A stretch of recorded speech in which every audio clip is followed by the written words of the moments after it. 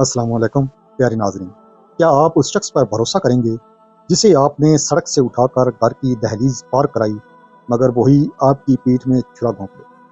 یہ کہانی ہے ایک ایسے ہی خونی فریب کی جہاں دوستی کے لبادے میں چھپی ہوس نے ایک معصوم بچی کی زندگی کو داؤ پر لگا دیا۔ جب ایک مقفل صندوق سے وہ خفیہ خطوط برآمد ہوئے تو برسوں کا اعتماد پل بھر میں راہ ہو گیا۔ مگر سوال یہ ہے کہ کیا ایک مجبور ممتا اپنی بانجی کو اس گناہ کی دلدل سے بچا پائے گی؟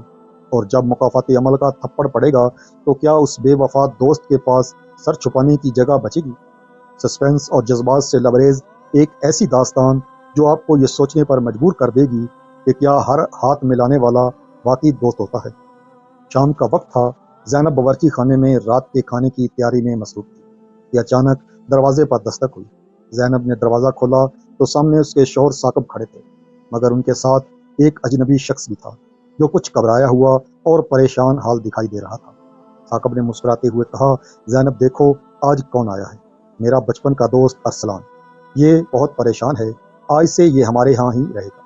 زینب نے روایتی مربت سے مہمان کا استقبال کیا، مگر اسے کیا معلوم تھا کہ یہ دستک اس کے پرسکون گھر میں آنے والے کسی طوفان کا پیش خیمہ ہے۔ ثاقب نے زینب کو تنہائی میں بتایا کہ ارسلان حالات کی گردش کا شکار ہو کر سڑک پر آ گیا ہے، نہ روزگار ہے نہ چھت۔ زینب نے اپنے شوہر کی پریشانی بانٹتے ہوئے بخوشی اسے اپنے گھر کی بیٹھک میں ٹھہرانے کی اجازت دے دی۔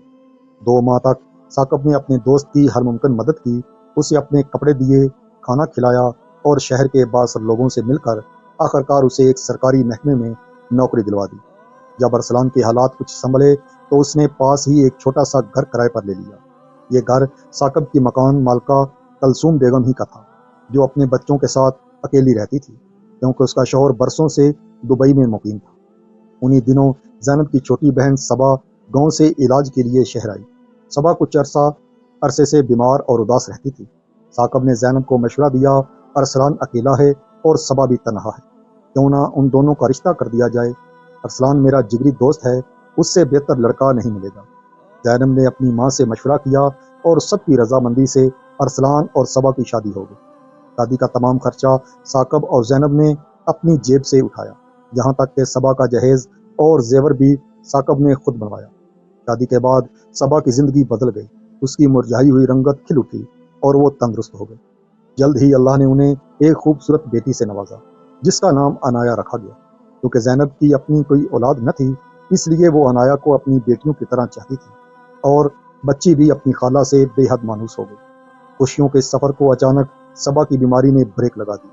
صبا کو کینسر کی تشخیص ہوئی اور وہ چند ماہ کے اندر ہی خالق حقیقی سے جا ملی۔ اس جوان موت نے سب کو ہلا کر رکھ دیا۔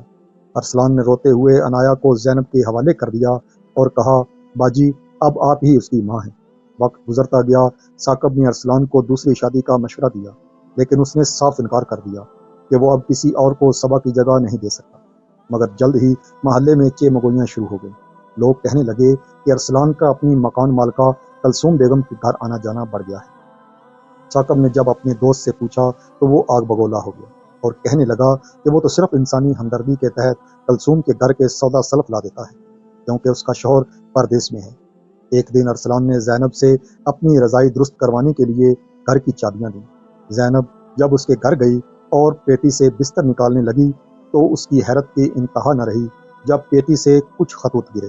وہ خطوط کلثوم بیگم کے تھے، جن میں نہ صرف ارسلان کے لیے ناجائز محبت کا اظہار تھا، بلکہ ان میں زینب اور ثاقب کے خلاف زہر بھی اگلا گیا تھا۔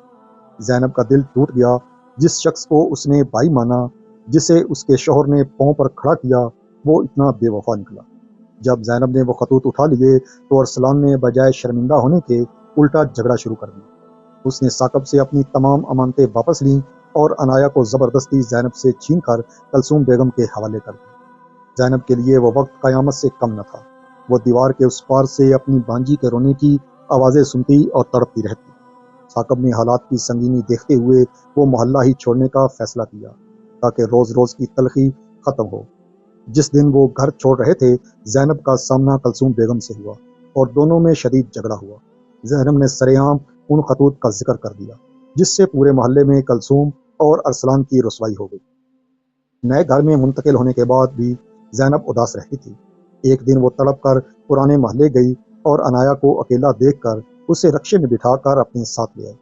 ارسلان نے غصے میں آ کر ثاقب اور زینب پر اغوا کا مقدمہ درج کرا دیا۔